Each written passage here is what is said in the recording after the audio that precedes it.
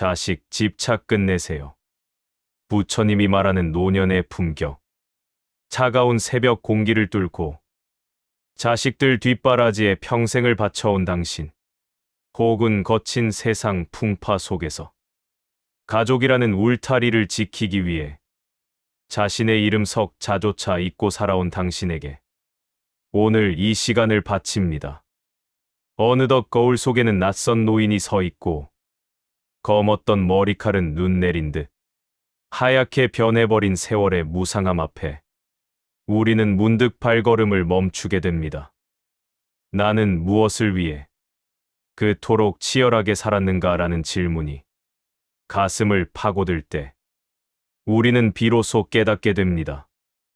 밖으로만 향했던 시선을 이제는 내 안으로 돌려야 할 때라는 것을 말입니다. 인생의 저녁 노을은 참으로 아름답지만 동시에 그 그림자는 깊고 짙습니다.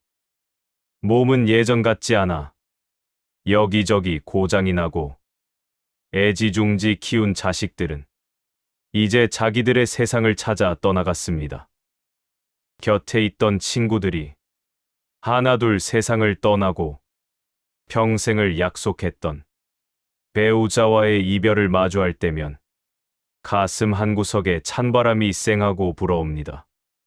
내 마음인데 왜 내 마음대로 안 될까 하는 억울함과 앞날에 대한 막연한 불안함은 마치 어두운 밤바다의 파도처럼 우리를 사정없이 흔들어 놓습니다.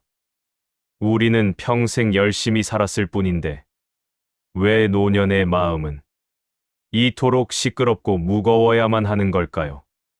바로 이 지점에서 2600년 전 부처님께서는 우리에게 놀라운 반전의 지혜를 건네십니다.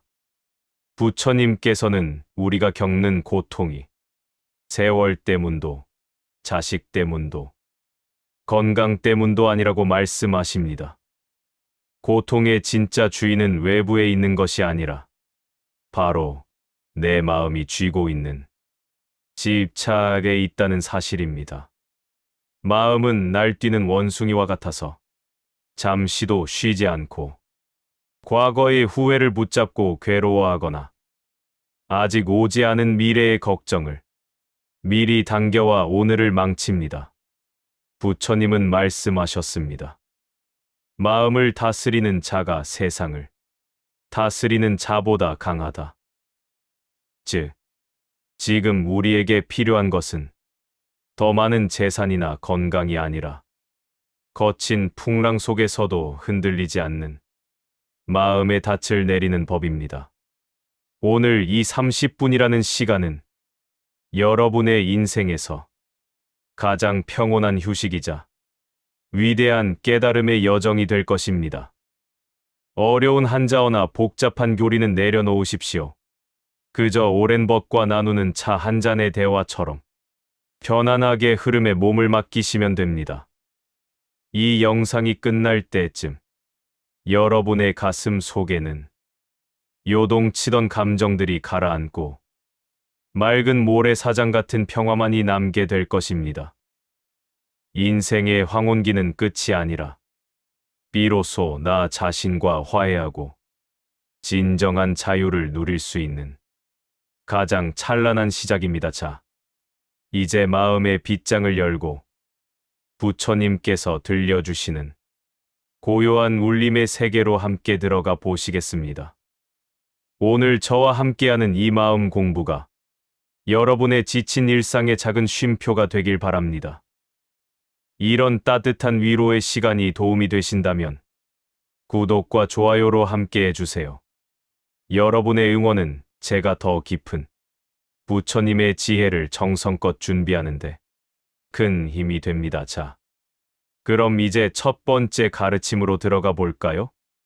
우리는 평생을 무언가를 얻기 위해 그리고 얻은 것을 지키기 위해 살아왔습니다. 젊은 시절에는 남들보다 앞서가기 위해 재물을 모으고 명예를 쫓았으며 중년이 되어서는 자식들의 앞날을 위해 내 몸 하나 돌보지 않고 헌신했습니다. 그렇게 손바닥에 힘을 꽉 주고 살아온 세월이 어느덧 수십 년입니다. 그런데 여러분, 혹시 지금 여러분의 손바닥 안에는 무엇이 남아 있습니까? 부처님께서는 우리에게 아주 중요한 질문을 던지십니다. 우리가 고통스러운 이유는 무언가가 없어서가 아니라 이미 쓸모없어진 것들을 여전히 손에 꽉 쥐고 놓지 않으려 하기 때문이라고 말씀하십니다. 어느 날 한 수행자가 부처님을 찾아와 물었습니다. 부처님, 저는 마음이 너무 무겁고 괴롭습니다. 어떻게 하면 이 고통에서 벗어날 수 있겠습니까? 그러자 부처님께서는 근처에 있는 커다란 돌덩이 하나를 가리키며 그것을 들어보라고 하셨습니다. 수행자는 영문도 모른 채 무거운 돌을 번쩍 들었습니다. 시간이 흐르자 수행자의 팔은 떨리기 시작했고 땀이 비 오듯 쏟아졌습니다. 고통을 참다 못한 수행자가 비명을 지르자 부처님께서는 비로소 말씀하셨습니다. 괴로우냐? 그렇다면 그 돌을 내려놓거라. 수행자가 돌을 내려놓자마자 그를 괴롭히던 통증은 씻은 듯이 사라졌고 평온이 찾아왔습니다. 부처님께서는 미소를 지으며 덧붙이셨습니다. 너의 마음도 이와 같다 괴롭다면서 왜 손에 든 돌을 내려놓지 못하느냐? 우리 시니어분들에게 이 돌덩이는 과연 무엇일까요? 가장 먼저 떠오르는 것은 아마 자식에 대한 집착일 것입니다. 우리는 자식을 내 몸의 일부처럼 여깁니다. 자식이 30이 되고 40이 되어 가정을 꾸렸음에도 불구하고 여전히 그들의 선택에 간섭하고 그들의 불행을 내 탓으로 돌리며 밤잠을 설치곤 합니다. 하지만 부처님의 연기법에 따르면 자식 또한 이번 생에 잠시 인연이 닿아 만난 귀한 손님일 뿐입니다.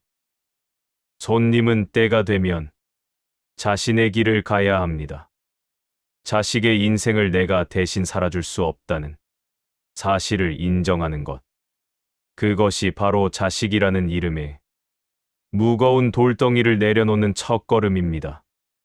자식을 믿고 그들의 운명에 맡기는 것이 진정한 사랑이며 비로소 내 마음의 평화를 찾는 길입니다. 두 번째 돌덩이는 바로 지나간 세월에 대한 후회입니다. 그때 그 땅을 팔지 말았어야 했는데, 그때 그 사람과 헤어지지 말았어야 했는데, 같은 생각들이 꼬리에 꼬리를 뭅니다. 하지만 부처님께서는 과거라는 것은 이미 사라진 허상과 같다고 하셨습니다. 이미 흘러가 버린 강물에 대고 왜 반대 방향으로 흐르지 않느냐고 소리치는 것과 다를 바 없습니다. 우리가 과거의 후회에 매달려 있는 동안 정작 우리 곁을 지나가는 찬란한 오늘이라는 선물은 보지 못하고 놓치게 됩니다. 60대 이후의 삶은 과거의 부채를 갚는 시간이 아니라 오롯이 나 자신을 위해 남겨진 축복의 시간이어야 합니다. 또한 우리는 건강과 젊음에 대해서도 강한 집착을 가집니다. 주르름진 피부와 예전 같지 않은 기력을 보며 서글퍼하는 마음은 인지상정입니다. 그러나 부처님께서는 재행무상, 즉 세상의 모든 것은 변한다는 진리를 일깨워 주셨습니다. 피었던 꽃이 지는 것이 자연의 섭리이듯 육체가 노쇠해지는 것 또한 우주의 순리입니다. 지는 꽃이 추한 것이 아니라 떨어지지 않으려 줄기를 붙잡고 버티는 꽃이 더 애처로운 법입니다. 나이 듦을 거부하는 것이 아니라 자연스럽게 받아들이고 그 안에서 숙성된 지혜와 여유를 찾는 것이 진정으로 마음을 다스리는 사람의 태도입니다. 내려놓는다는 것은 모든 것을 포기하거나 아무것도 하지 않는 허무주의가 아닙니다. 오히려 나를 짓누르던 불필요한 무게를 덜어내고 정말 중요한 본질만을 남기는 고도의 지혜입니다. 등산을 할 때 배낭이 너무 무거우면 정상까지 갈 수 없습니다. 중간중간 짐을 덜어내야 비로소 산세의 아름다움이 눈에 들어오고 정상의 바람을 만끽할 수 있습니다. 여러분의 인생이라는 산행도 마찬가지입니다. 이제 정상에 가까워진 지금, 그동안 짊어지고 왔던 체면, 자존심, 소유욕이라는 이름의 짐들을 하나씩 숲속에 던져버리십시오. 마음을 비우면 그 빈자리에 비로소 평화가 깃듭니다. 꽉 찬 컵에는 새로운 차를 담을 수 없습니다. 미움과 원망, 욕심으로 가득 찬 마음에는 부처님의 자비로운 가르침이 들어갈 틈이 없습니다. 오늘부터 하루에 하나씩 내려놓는 연습을 해보십시오. 미워했던 사람에 대한 원망을 내려놓고 갖지 못한 물건에 대한 미련을 내려놓으십시오. 손에 힘을 빼는 순간 여러분은 역설적으로 온 세상을 품을 수 있는 자유를 얻게 될 것입니다. 그것이 바로 부처님께서 우리에게 전하고자 했던 방아착방샤저, 즉 마음을 내려놓는 수행의 핵심입니다. 여러분의 마음속 방 한가운데에 아주 오래된 무겁고 먼지 쌓인 상자 하나가 놓여 있다고 상상해 보십시오. 그 안에는 여러분을 아프게 했던 기억들, 누군가에게 들었던 서운한 말들, 그리고 이루지 못한 꿈들에 대한 미련이 가득 들어 있습니다. 이제 그 상자의 뚜껑을 열고 하나씩 꺼내어 바람에 날려 보내십시오. 그동안 참 고생 많았다. 이제는 쉬어도 된다라고 스스로에게 말해 주십시오. 마음이 가벼워지면 몸도 가벼워집니다. 집착의 끈을 놓는 순간 여러분은 비로소 인생의 진정한 주인으로 거듭나게 될 것입니다. 우리는 흔히 나이가 들면 마음이 바다처럼 넓어지고 웬만한 일에는 허허 웃어 넘길 수 있을 거라 기대하곤 합니다. 하지만 현실은 어떻습니까? 오히려 작은 말 한마디에 예전보다 더 쉽게 서운해지고 내 마음을 몰라주는 주변 사람들 때문에 우울화가 치밀어 오를 때가 많습니다. 평생을 참고 살아왔는데 이제 와서 또 참아야 하나 싶은 억울함이 가슴 한구석을 찌르기도 합니다. 부처님께서는 이러한 우리를 보며 말씀하십니다. 화는 남을 태우기 전에 먼저 자신을 태우는 불꽃이다. 화를 품고 있는 것은 독약을 마시면서 상대방이 죽기를 바라는 것과 같다. 여러분, 우리가 화를 내는 근본적인 이유가 무엇인지 가만히 들여다보신 적이 있습니까? 사실 화는 내 뜻대로 되어야 한다는 고집에서 시작됩니다. 내가 이만큼 해주었으니 너도 이만큼은 해야 한다는 기대, 인생의 선배인 내 말을 당연히 들어야 한다는 권위, 세상은 이래야만 한다는 나만의 기준들이 화의 씨앗이 됩니다. 하지만 부처님께서는 이 세상 그 무엇도 고정된 것은 없다고 가르치셨습니다. 타인의 생각도, 자식의 행동도, 심지어는 내 몸의 컨디션조차 내 마음대로 조절할 수 없는 것이 인연의 법칙입니다. 내가 세워둔 엄격한 기준이라는 울타리를 허무는 순간 우리를 괴롭히던 화의 불길도 잦아들기 시작합니다. 누군가 나를 비난하거나 무례하게 굴 때 우리는 즉각적으로 반응합니다. 받은 만큼 돌려줘야 속이 시원할 것 같고 가만히 있으면 바보가 되는 것 같아 목소리를 높이기도 합니다. 이때 부처님께서 제자 아난다에게 들려주신 비유를 떠올려 보십시오. 어떤 사람이 부처님께 찾아와 입에 담지 못할 욕설을 퍼부었습니다. 부처님께서는 묵묵히 듣고만 계셨지요. 그 사람이 지쳐 돌아가자 아난다가 왜 가만히 계셨느냐고 물었습니다. 부처님께서는 이렇게 말씀하셨습니다. 누군가 너에게 선물을 주려고 하는데 내가 그것을 받지 않는다면 그 선물은 누구의 것이 되겠느냐? 아난다가 대답했습니다. 그것은 원래 주려던 사람의 것이겠지요. 부처님께서 웃으며 말씀하셨습니다. 나도 그 사람의 욕설을 받지 않았으니 그 욕설은 고스란히 그 사람의 것으로 남았느니라. 이 가르침은 우리 시니어분들에게 정말 큰 울림을 줍니다. 누군가 나에게 서운한 소리를 하거나 무시하는 태도를 보일 때 그것을 내 가슴 속으로 덥석 받아들이지 마십시오. 그것은 그 사람의 거친 마음이 밖으로 쏟아진 것일 뿐 나의 가치와는 아무런 상관이 없습니다. 아, 저 사람은 지금 마음이 많이 힘들구나. 저 사람은 저 정도의 그릇밖에 안 되는구나 하고 그저 바라만 보십시오. 내가 그 감정을 받지 않으면 그 화는 주인을 잃고 허공으로 흩어지게 됩니다. 이것이 바로 부처님께서 말씀하시 무심무시의 지혜이자 나를 지키는 가장 강력한 방패입니다. 또한 나이가 들면서 우리를 가장 힘들게 하는 감정 중 하나가 바로 서운함입니다. 특히 배우자나 자식, 오랜 친구처럼 가까운 인연들에게 느끼는 서운함은 칼날보다 날카롭게 가슴을 베고 지나갑니다. 내가 자기들한테 어떻게 했는데 이럴 수 있나 하는 생각이 들면 끝없는 우울의 늪으로 빠져들게 되지요.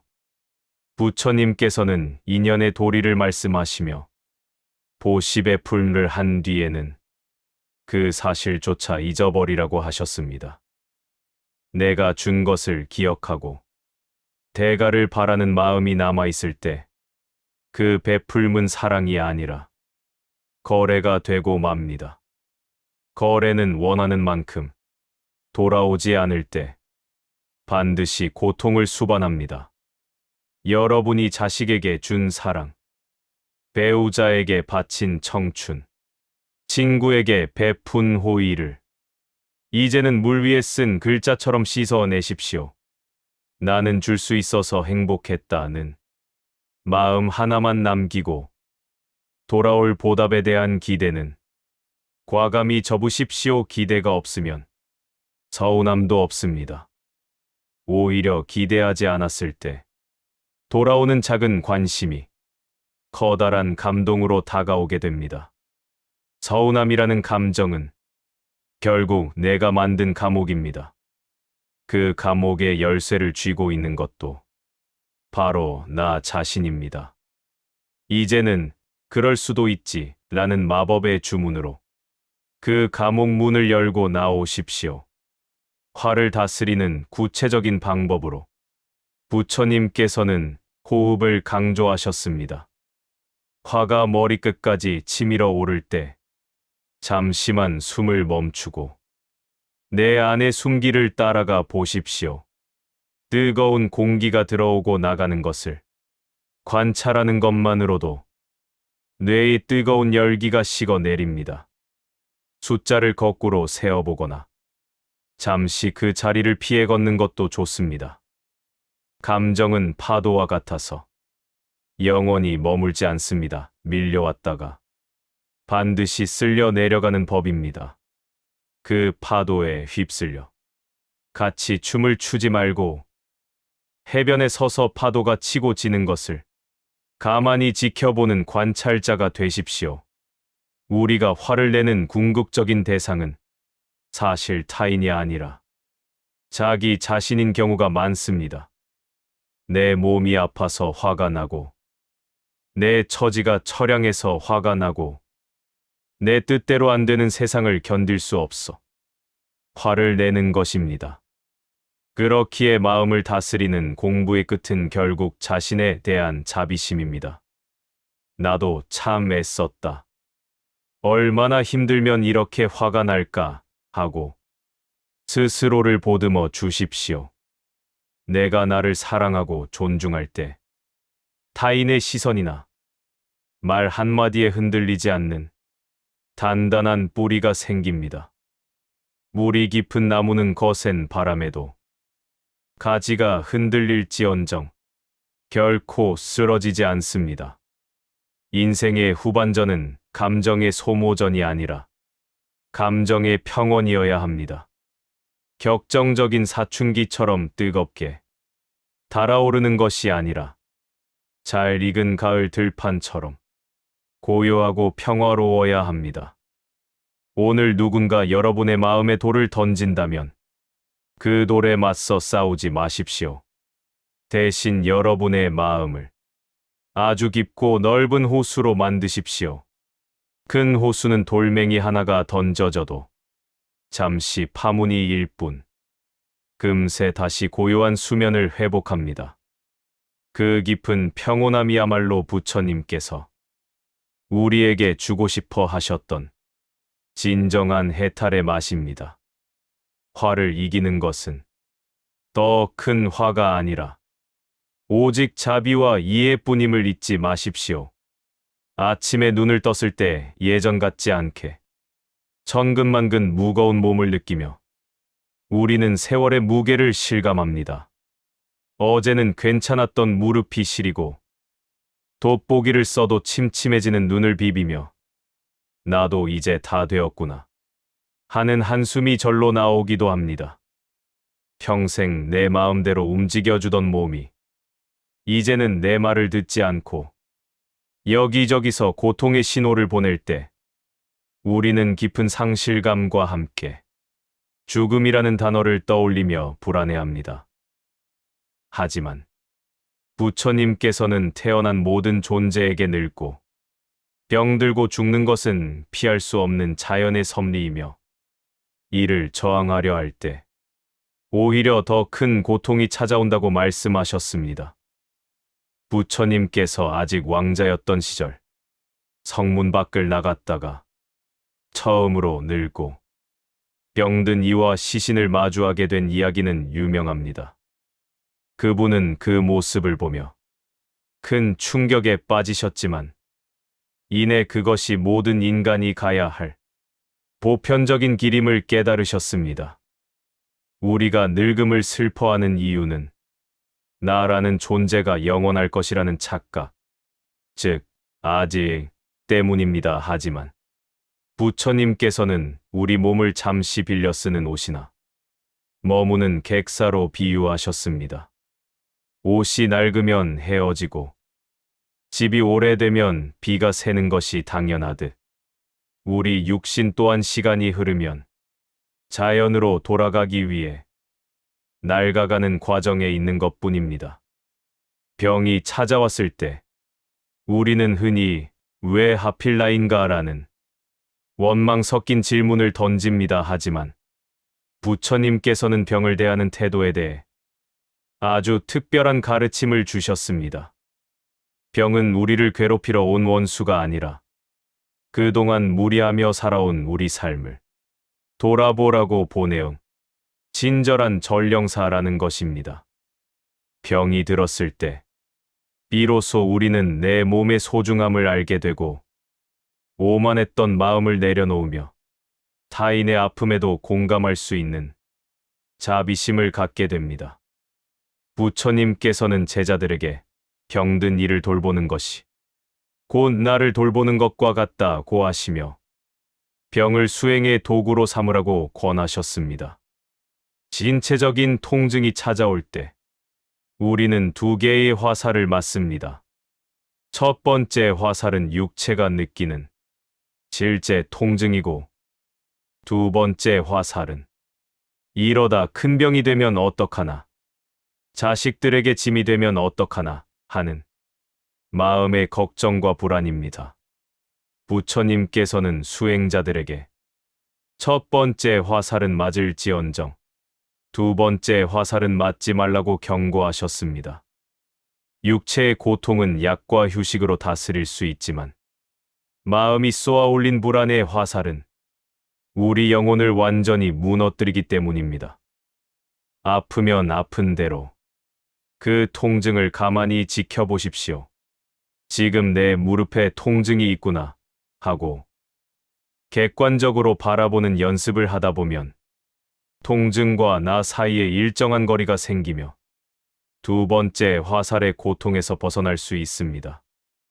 나이가 들어 기력이 쇠하는 것을 우리는 상실이라고 부르지만 부처님의 눈으로 보면 그것은 정제의 과정입니다.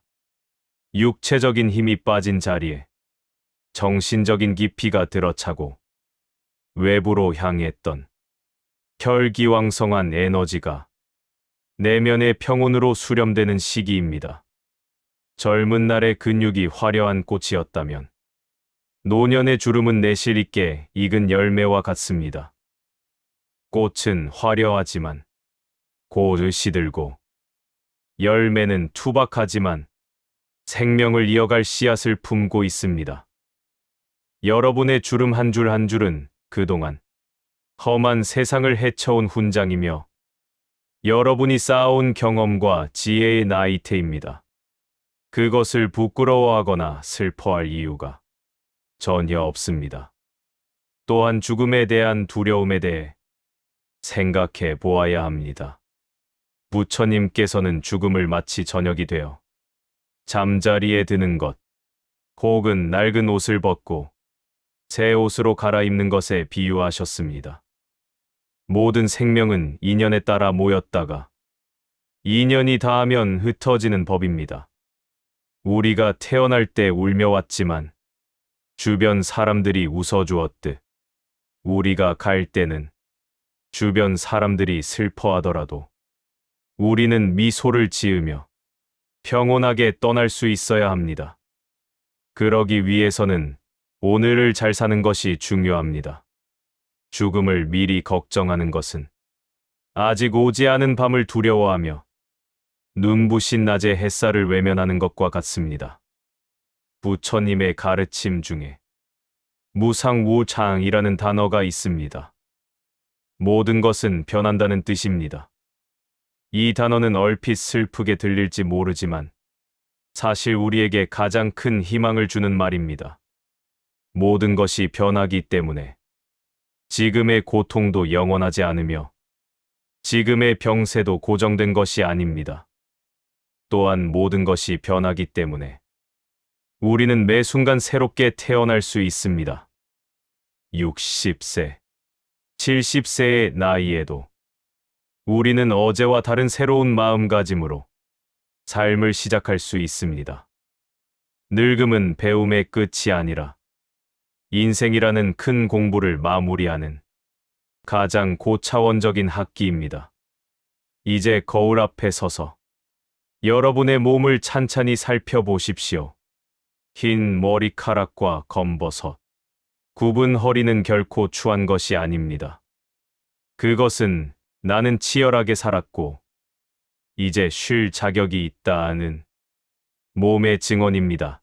부처님께서는 육신의 건강보다 더 중요한 것이 마음의 건강이라고 하셨습니다. 몸은 비록 병들고 노쇠할지언정 마음만은 늘 깨어 있고 맑게 유지한다면 여러분은 그 누구보다 건강한 삶을 사는 것입니다. 육체의 쇠락을 자연스러운 계절에 변화처럼 받아들이십시오.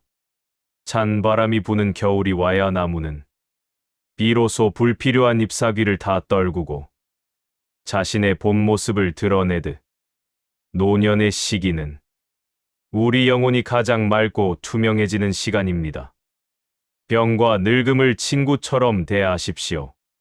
통증이 오면 오늘도 고생이 많구나 하고 내 몸을 쓰다듬어 주시고, 기력이 떨어지면 이제는 천천히 가라는 뜻이구나 하고 발걸음을 늦추십시오. 세상의 속도에 맞추려 애쓰지 마십시오. 여러분만의 고유한 속도로 부처님의 평온한 미소를 닮아가는 것, 그것이 노년을 가장 아름답게 보내는 최고의 수행입니다. 생로병사는 고통의 굴레가 아니라 우리가 진정한 자유와 해탈로 나아가기 위해 반드시 통과해야 할 문입니다. 그 문을 두려움이 아닌 감사함으로 통과할 때 여러분의 인생은 비로소 완성될 것입니다. 인생의 후반전에 접어들면 가장 먼저 찾아오는 불청객이 있습니다. 그것은 바로 외로움이라는 그림자입니다. 북적거렸던 집안은 적막해지고 휴대폰 벨 소리는 뜸해지며 마음 터놓고 이야기할 상대가 하나둘 사라지는 것을 보며 우리는 세상으로부터 잊혀가고 있다는 슬픔에 잠기곤 합니다. 평생 타인의 시선과 목소리에 둘러싸여 살아온 우리에게 이 고요함은 낯설고 두려운 존재일지도 모릅니다. 하지만 부처님께서는 이 외로움을 대하는 전혀 다른 시각을 우리에게 선물하셨습니다. 부처님께서는 무소의 뿔처럼 혼자서 가라 말씀하시며, 혼자 있는 시간이야말로 진정한 나를 찾고 지혜를 꽃 피울 수 있는 가장 고귀한 기회라고 가르치셨습니다. 우리가 외로움을 느끼는 이유는 자꾸만 밖에서 무언가를 채우려 하기 때문입니다. 누군가 나를 알아봐 주기를 바라고, 누군가 내 허전함을 메워주기를 기대하는 마음이 클수록 고독은 날카로운 가시가 되어 우리를 찌릅니다. 부처님께서는 이를 굳고, 즉 얻고자 하나 얻지 못하는 고통이라 하셨습니다. 하지만 가만히 생각해 보십시오. 우리는 태어날 때도 혼자 왔고 이 세상을 떠날 때도 결국 혼자 갑니다. 이 근원적인 단독자로서의 자각이 생길 때 우리는 비로소 타인에게 구걸하던 감정에 구걸을 멈출 수 있습니다. 외로움은 타인이 없어서 생기는 결핍이 아니라 내가 나 자신과 친해지지 못해서 생기는 거리감일 뿐입니다. 부처님께서는 수행자들에게 독처도주, 즉 홀로 고요한 곳에 머무는 것을 권장하셨습니다. 혼자 있을 때 비로소 우리는 마음의 소란함을 잠재우고 내면의 깊은 울림을 들을 수 있기 때문입니다. 60대 이후에 찾아오는 고독은 하늘이 여러분에게 준 성찰의 시간입니다. 그동안 세상의 기준에 맞추어 연기하며 사느라 지친 여러분의 영혼이 이제는 가면을 벗고 편히 쉬어도 된다는 신호입니다. 외로움을 고립으로 받아들이면 지옥이 되지만 그것을 자발적 고독으로 받아들이면 그곳은 바로 극락이 됩니다. 이제 혼자 있는 시간을 견디는 시간이 아니라 온전히 누리는 시간으로 바꾸어 보십시오. 혼자 있을 때 우리는 무엇을 해야 할까요? 부처님께서는 마음의 등불을 켜라고 하셨습니다. 밖으로 향했던 레이더를 안으로 돌려 내 마음 속에서 일어나는 생각의 흐름을 가만히 관찰해 보는 것입니다. 누군가와 함께 있을 때는 그 사람의 기분을 살피느라 정작 내 마음이 어떤지 돌볼 겨를이 없었습니다. 이제는 내가 좋아하는 차의 향기를 온전히 음미하고 내가 좋아하는 길을 내 보폭에 맞춰 걷고 내가 평소 읽고 싶었던 책에 한 구절에 머물러 보십시오. 타인의 박수 소리에 귀 기울이는 대신 내 심장의 고요한 박동 소리에 귀를 기울여 보십시오. 나 자신과 가장 친한 친구가 되는 법을 배우는 것. 그것이 노년의 가장 중요한 공부입니다. 부처님 당시의 제자 중에도 혼자 있는 것을 지극히 사랑했던 이들이 많았습니다. 그들은 숲속 나무 아래에서 홀로 정진하며 이 세상, 그 어떤 왕의 궁전보다 이 고요한 숲속이 더 풍요롭다고 노래했습니다. 여러분의 집도 고요한 사찰이 될 수 있습니다. 텅 빈 거실이 쓸쓸하게 느껴질 때 그것을 비어있음의 아름다움으로 바라보십시오. 비어있기에 무엇이든 담을 수 있고 비어있기에 공기가 자유롭게 순환할 수 있습니다. 여러분의 마음도 마찬가지입니다. 타인에 대한 기대와 집착을 비워낸 그 고독한 자리에 비로소 우주 전체를 품을 수 있는 커다란 자비심이 싹트기 시작합니다. 물론 가끔은 사무치는 외로움에 마음이 시릴 때가 있을 것입니다. 그럴 때는 부처님의 연기법을 떠올려 보십시오. 비록 몸은 혼자 떨어져 있는 것 같지만 우리는 이 우주의 수많은 인연과 연결되어 있습니다. 우리가 마시는 공기, 먹는 음식, 입고 있는 옷 하나하나에 수만 명의 땀방울과 자연의 손길이 닿아 있습니다. 진정으로 혼자인 존재는 어디에도 없습니다. 단지 눈앞에 사람이 보이지 않을 뿐, 우리는 만물과 실시간으로 소통하고 있는 거대한 인연의 그물망 속에 있습니다. 이 연결감을 깊이 체득하면 홀로 있어도 결코 외롭지 않은 무의 경지에 이르게 됩니다. 외로움에 지지 않으려면 작은 습관의 힘이 필요합니다. 매일 정해진 시간에 나만의 명상 시간을 갖거나 감사 일기를 써보는 것도 좋습니다. 부처님께서 매일 아침 탁발을 하며 세상과 조우하고 나머지 시간은 명상에 드셨듯 여러분도 세상과의 적절한 거리를 유지하며 나만의 내면 성전을 가꾸십시오. 사람들과 어울릴 때는 진심을 다해 따뜻하게 대하되 돌아오는 길에 혼자가 되었을 때는 이제 다시 나만의 평화로운 집으로 돌아왔구나 하고 기쁘게 받아들이십시오.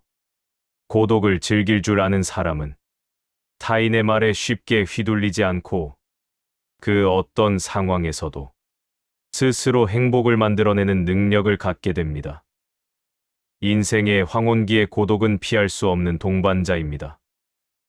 하지만 이 동반자는 우리를 해치러 온 것이 아니라 우리를 진정한 자유로 인도하러 온 지혜로운 스승입니다. 고독이라는 용광로를 거쳐야만 비로소 우리 영혼의 불순물이 제거되고 순수한 황금 같은 본성이 드러납니다. 홀로 있는 시간을 두려워하는 마음을 내려놓고 그 고요한 정적 속으로 깊이 침잠해 보십시오. 그곳에서 여러분은 평생 밖에서 찾아 헤매던 평화가 이미 내 안에 완벽하게 갖춰져 있었음을 깨닫게 될 것입니다. 여러분, 이제 외롭다는 생각이 들 때마다 스스로에게 이렇게 속삭여 주십시오.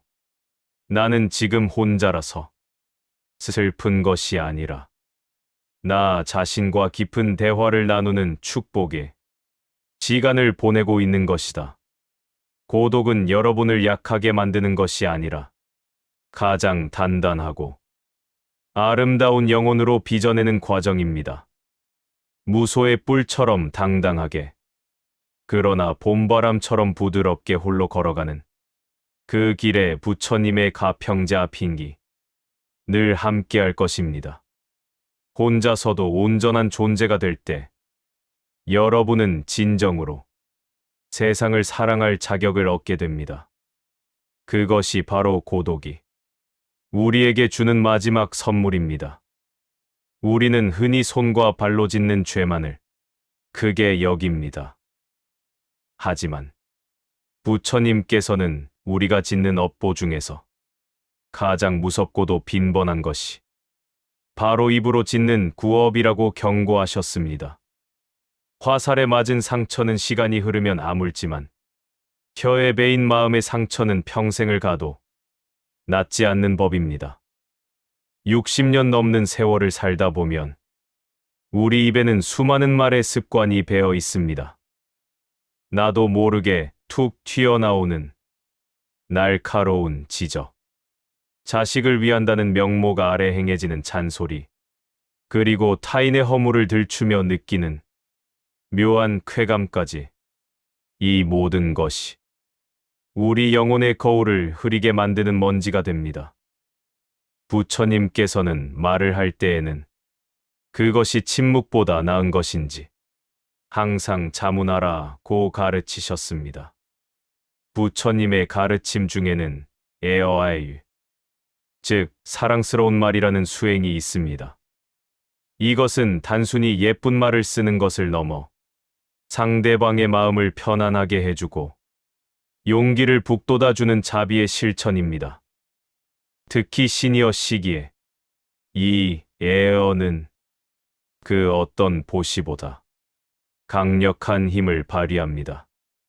나이가 들면 주변 사람들에게 대접받고 싶어 하는 마음이 생기기 마련입니다. 하지만 진정한 어른의 품격은 대접을 요구하는 데서 오는 것이 아니라 먼저 따뜻하고 부드러운 말을 건네는 데서 나옵니다. 고맙다, 애썼다, 미안하다라는 이 짧은 한마디가 꽁꽁 얼어붙은 자식의 마음을 녹이고 서먹해진 배우자와의 관계를 회복하는 기적을 만듭니다. 어느 날 한 부유한 남자가 부처님을 찾아와 투덜거렸습니다. 저는 재산이 많아 남들에게 베풀 수 있지만 가난한 사람들은 어떻게 덕을 쌓을 수 있습니까? 부처님께서는 미소를 지으며 말씀하셨습니다. 재산이 없어도 베풀 수 있는 7가지가 있으니 그것이 바로 무죄칠시다. 그중 가장 으뜸으로 꼽으신 것이 바로 부드러운 말씨와 온화한 표정이었습니다. 여러분, 우리가 큰돈을 들여 절을 짓거나 거액의 기부금을 내지 않아도 괜찮습니다. 마주치는 이웃에게 따뜻한 눈인사를 건네고 길을 묻는 젊은이에게 인자한 미소로 답해주는 것만으로도 여러분은 이 세상의 거대한 복덕의 씨앗을 무리고 있는 것입니다. 이것이 바로 시니어분들이 실천할 수 있는 가장 고귀한 수행입니다. 반대로 우리가 경계해야 할 것은 옳고 그름을 따지는 칼날 같은 말입니다.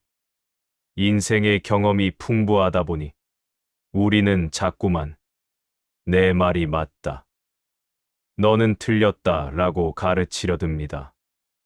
하지만 부처님께서는 진리라는 것은 고정된 틀에 갇힌 것이 아니라고 하셨습니다.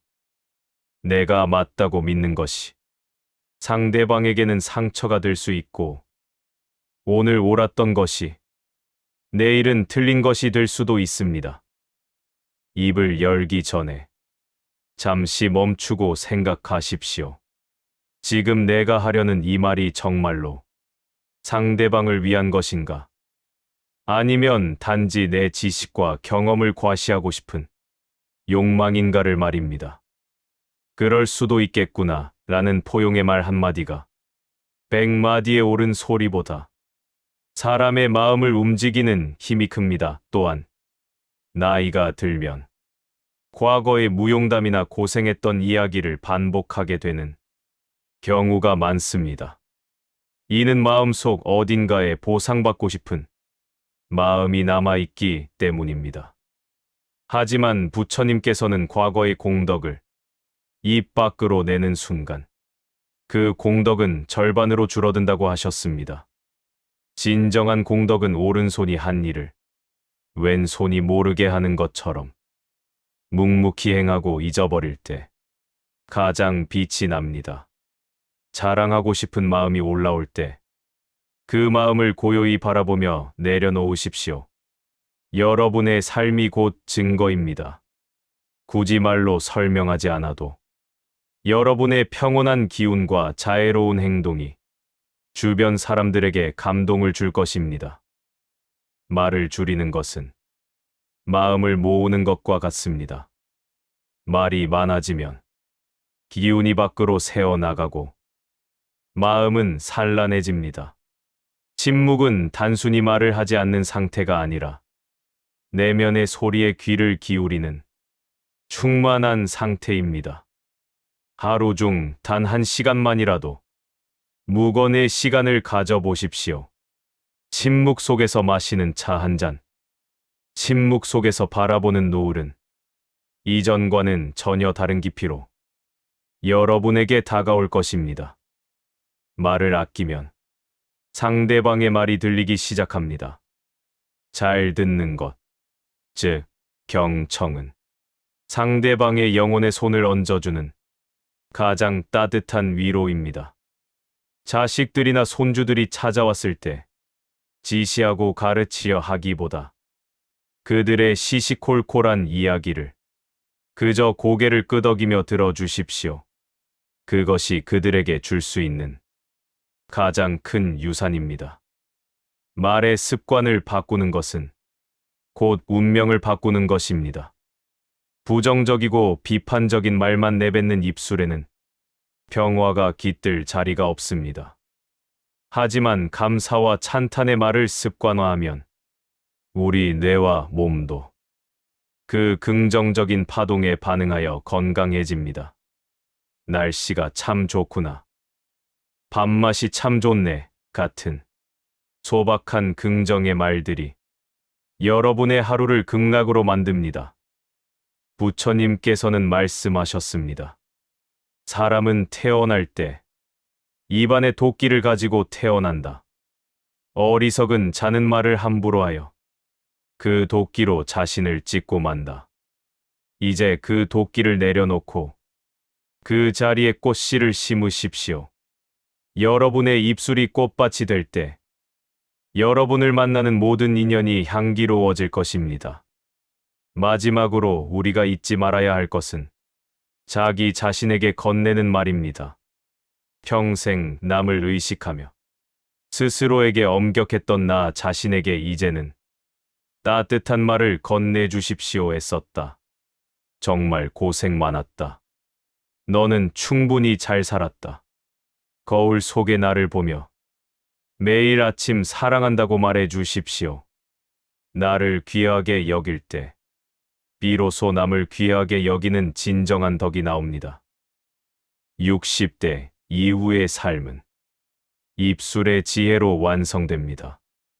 날카로운 가시를 거두고 부드러운 솜털 같은 말들로 주변을 채워 나가십시오. 여러분이 내뱉은 선한 말들은 우주를 돌고 돌아 반드시 여러분의 마음 속에 평온이라는 선물로 돌아올 것입니다. 말은 마음의 그림자입니다. 마음이 맑으면 말도 맑아집니다. 오늘 하루 여러분의 말 한마디가 누군가에게는 희망이 되고 누군가에게는 쉼터가 되기를 바랍니다.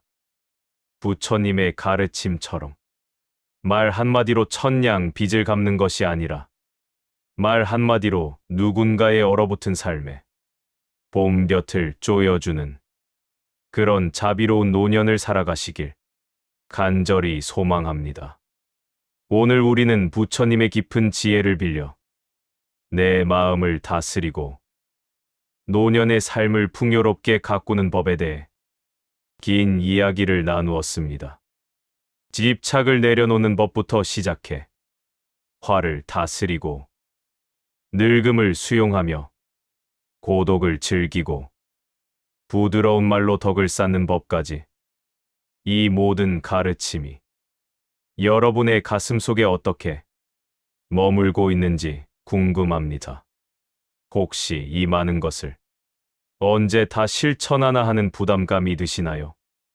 그렇다면 그 마음조차 지금 이 자리에 가만히 내려놓으십시오. 부처님의 가르침은 우리에게 새로운 짐을 지우려는 것이 아니라 이미 지고 있던 무거운 짐을 덜어주기 위함이기 때문입니다. 인생은 흔히 사계절에 비유됩니다. 파릇파릇한 싹이 돋아나던 청춘의 봄이 있었고 뜨거운 태양 아래 온 몸을 불사르며 일했던 중년의 여름도 있었습니다. 이제 여러분은 모든 결실을 맺고 고요히 안으로 갈무리하는 인생의 가을과 겨울목에 서 계십니다. 가을산이 아름다운 이유는 울긋불긋한 단풍 때문이기도 하지만 비로소 잎을 떨구고 자신의 본 모습인 나무의 뼈대를 드러내기 때문입니다. 여러분의 지금 모습이 바로 그와 같습니다. 화려한 장식은 사라졌을지 몰라도 그 어떤 시절보다 단단하고 투명한 본연의 진실함이 빛나는 시기입니다. 마음을 다스린다는 것은 한순간에 성인이 되는 것을 의미하지 않습니다. 길을 걷다 돌부리에 걸려 넘어지듯 내일 또 누군가의 말에 서운해지고 자식 걱정에 마음이 소란해질 수도 있습니다. 하지만 괜찮습니다. 넘어졌다는 것을 알아차리고 다시 툭툭 털고 일어나 앉는 그 마음. 아, 내가 또 집착하고 있구나 하고 미소 지으며 제자리로 돌아오는 그 찰나의 깨어 있음이 바로 수행의 전부입니다. 완벽해지려 애쓰지 마십시오. 지금 모습 그대로 충분히 귀하고 아름다운 여러분입니다. 이제 영상을 마치며 잠시 두 손을 가슴 위에 얹어 보십시오. 평생 나를 위해, 가족을 위해 쉼 없이 뛰어준 고마운 심장의 박동을 느껴보십시오. 그리고 스스로에게 가장 다정한 목소리로 속삭여 주십시오. 참 잘 살았다. 여기까지 오느라 고생 많았다. 이제는 정말 평안해도 좋다. 여러분의 남은 생애가 부처님의 가비력 속에 늘 고요하고 찬란하기를 진심으로 기원합니다. 밖에는 바람이 불고 눈이 내릴지라도 여러분의 마음 안방에는 언제나 따스한 봄볕이 머물기를 바랍니다. 긴 시간 함께해 주셔서 감사합니다. 오늘 나눈 지혜가 여러분의 잠자리를 평온하게 하고 내일 아침 눈을 뜰 때 새로운 희망의 빛이 되기를 소망합니다. 여러분의 평화가 곧 세상의 평화입니다. 이제 편안한 마음으로 휴식의 시간으로 들어가십시오. 여러분, 사랑합니다. 그리고 존경합니다. 성불하십시오.